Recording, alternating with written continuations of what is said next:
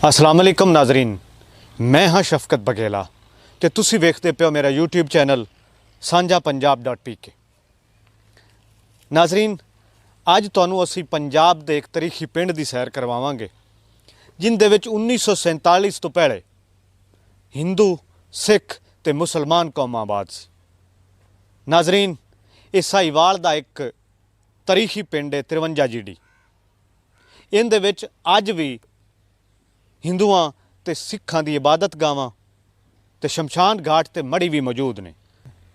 नाजरीन, इत्थे मैं गल दसना बहुत ज़रूरी समझना, मड़ी उस नूं कहा जाता है जदों सिख अपने किसी मैयत की आखिरी रसूमात पूरियां करन तो बाद उस दी जिहड़ी ओह सुआह हुंदी सी उस नूं किसी जगह ते दफना देंदे सी, इमारत तमीर कर दित्ती जांदी सी, उस नूं मड़ी आख्या जांदा है।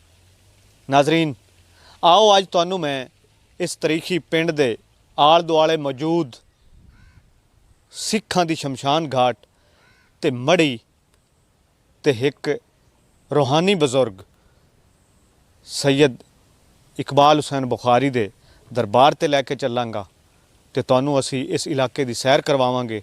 पंजाब दे तारीखी जिला साहिवाल दा तारीखी पिंड 53 जीडी साहिवाल शहर तो शुमाल मगरब वाले पासे 16 किलोमीटर दे फासले ते आबाद है, जिसनू कौड़े शाह बाला भी आख्या जाता है।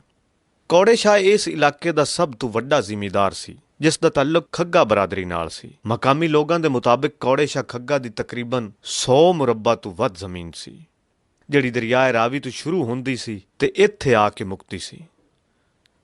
दरियाए रावी दे नेड़े इलाके नूं कौड़े शाह ज़ेरी ते इस इलाके नूं कौड़े शाह बाला आख्या जाता है क्योंकि यह इलाका दरियाए रावी की सतह तो उच्चा है।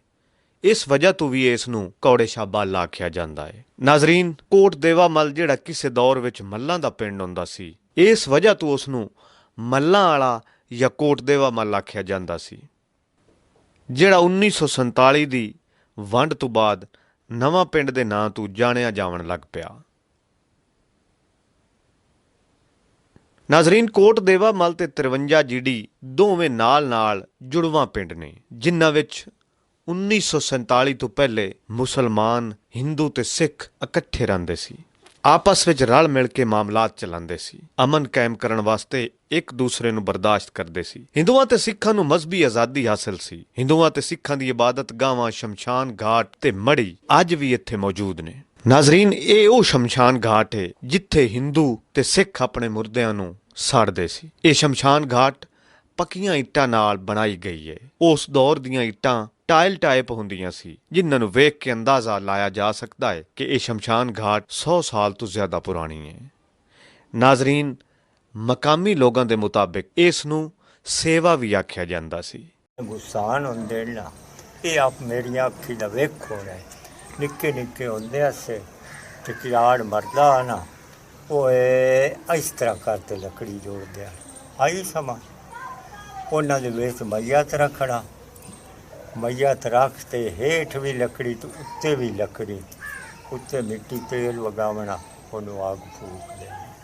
अल्लाह बेहतर देना उन्होंने की फिरके होंदे उन्होंने मुडारा ही सुनिंदा उस उन्नी उमर ही थोड़ी आई वो पढ़ते रहते हैं जिवें आप गुस्तान दे पढ़ने ना कमर दाखिल करते भई मैयत नूं पढ़ते हैं वो पढ़ते रहते हो वो जिस कड़ी फड़ा होनी एक जने गड़ा चाई खड़ा होना कोई कुन्नी कच्चा मिट्टी का जेड़े होंगे उस फा मारना तो वागरू वागरू सिरी मारिया फटाका बज गए सारे। शमशान घाट तो चंद मीटर के फासले ते एक मड़ी भी मौजूद है जिंदे बारे मकामी लोगों का कहना है ये हिंदुआं दे किसी पेशवा दी है जिंदी हिंदू बड़ी मानता करते सी। नाजरीन, हिंदू ते सिख जदों किसी मरण वाले दी मैयत नूं साड़दे सन ते मैयत दी सुआह घर ले जांदे सन, लेकिन बाज़ औकात इस सुआह नूं दफना देंदे सन जिन्नू दफनावन तो बाद उस दे उत्ते कबर बना दित्ती जांदी सी ते जिन्नू मड़ी कहा जांदा है।